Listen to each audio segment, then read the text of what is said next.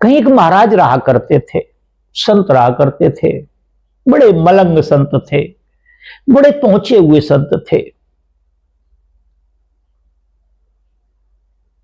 तो क्या किया करते थे वो, 2 गोली सुबह खाया करते, 2 गोली शाम को खाया करते थे। कई अड़ोस पड़ोस के गांव से कुछ लोग आते थे, उनका उनमें से एक विशेष उनका सेवादार था। सुबह आता था, सेवा करता था सारे दिन और शाम को घर चला जाता था। और महाराज उसी से बोलते थे कि फलाने मेरी 2 गोली ले आ, और 2 का गोली खाकर वो पानी पी लिया करते थे। काफी समय तक ये बात चलती रही। एक दिन क्या होता है कि जो सेवक था उसके दिमाग में एक भाव आता है कि आखिर गुरुजी ये दवाई क्यों खाते हैं, ये गोलियां क्यों खाते हैं, क्या कारण है इसका, क्या बीमारी है महाराज को जिसकी दवाई खाते हैं। तो उसने क्या किया कि 2 गोली तो हाथ में ली और 2 गोली जेब में डालनी। उसने क्या किया, 2 गोली उसने ली और 2 गोली अपनी जेब में डाल ली।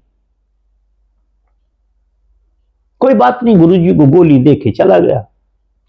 बाहर जाकर के उसने, पहले नलके वगैरह नहीं होते थे, कुएं वगैरह होते थे या पानी के पात्र रखे होते थे, घड़े वगैरह रखे होते थे। उसने दोनों गोलियां खाई और पानी पी लिया। घर गया तो उसकी दृष्टि चेंज हो गई। दृष्टि चेंज होते ही उसके अंदर वासना ने जोर करना स्टार्ट किया, और वासना इस प्रकार से रही कि सारी रात उसने अपनी पत्नी का संग किया। सुबह हो गया मगर उसकी वासना फिर भी शांत नहीं हुई। तो उसके दिमाग में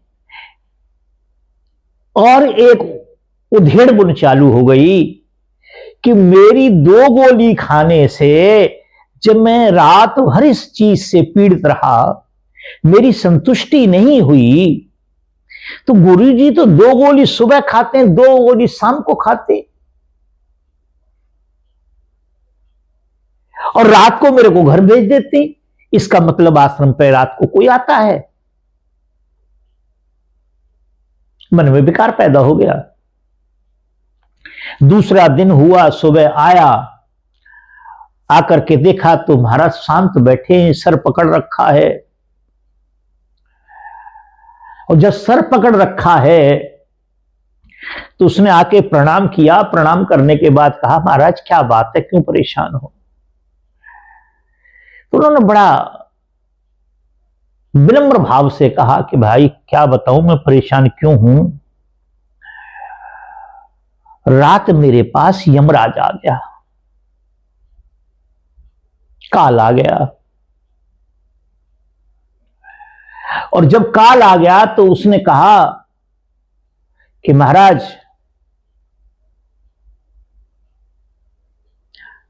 टाइम पूरा हो गया, 7 दिन का समय है आपके पास। तो शिष्य ने कहा, गुरुजी फिर आपने क्या कहा। बोला, बेटा क्या कहना, जब मैं तेरे चेहरे को देखता हूं ना तो अंदर से मेरे हिलकी उठती है। उसने कहा मतलब। मतलब क्या कि भाई 7 दिन के बाद मेरी सेवा कौन करेगा जब तू चला जाएगा। तो उसने कहा मतलब। बोले, वो तो तेरे लिए आया था, तेरे पास अब 7वें दिन तुझे ले जाएगा यहां से। गुरुजी आपने कोई उपाय नहीं पूछा, ये नहीं किया, वो नहीं किया। उसने कहा, बेटा मैंने सब उपाय पूछ लिए, पर उसने कहा नहीं, कोई उपाय नहीं इस बात का। शाम तक किसी तरह गिरते पड़ते सेवा की, रात्रि में घर गया, और जब वो घर गया नींद नहीं आई। दूसरे दिन गिरते पड़ते आया, कुल मिला के तीसरे दिन उसने बिस्तर पकड़ लिया। अब वो बिस्तर पे तीसरे चौथे पांचवें दिन वो उठ भी नहीं पा रहा है। इधर 7वां दिन आता है। महाराज को सब कुछ मालूम था, बिना बताए मालूम था। 4 लोगों को भेजते हैं और कहते हैं कि भाई मेरा जो प्रिय शिष्य है उसे आप लेके आओ। एक काम करना, वैसे तो नहीं आ पाएगा, आप उसको 4पाई पे ही ले आना। वो 4 लोग जाते हैं और कहते हैं गुरुजी बुला रहे हैं। तो कुछ नहीं बोलता और बड़ा मरी सी आवाज में कहता है भाई क्या करें, अब तो गुरुजी के पास भी कोई इलाज नहीं है भैया, अब तो सब। रोने लगा। खैर 4पाई पर डाला गया उसको और आश्रम में लाया गया। किसी तरह से बिठाया गया, पैर पकड़ लिए, गुरुजी किसी तरह से बचा लो। गुरुजी ने कहा बेटा कोई उपाय होता तो मैं बचा लेता तेरे को, वो तो मेरे को चैलेंज करके गया है, बता मैं क्या करूं उसके लिए। और एक शिष्य दूसरे से कहा कि उस झोपड़ी में जाओ, एक घड़ा रखा होगा उसमें कुछ टैबलेट रखी, गोली रखी हुई है, 2 गोली लाके दो, इसको खा लेगा ये। कहना गुरुजी मैं नहीं खाऊंगा, मैं नहीं खाऊंगा। बोले नहीं नहीं खा।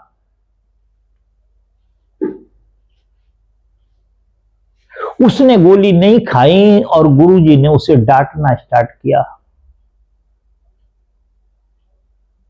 कि तेरे मन में इस प्रकार का विकार आ गया कि 2 गोली खाने से मेरी वासना इतनी जागृत हो गई, मेरी सुबह तक संतुष्टि नहीं हुई।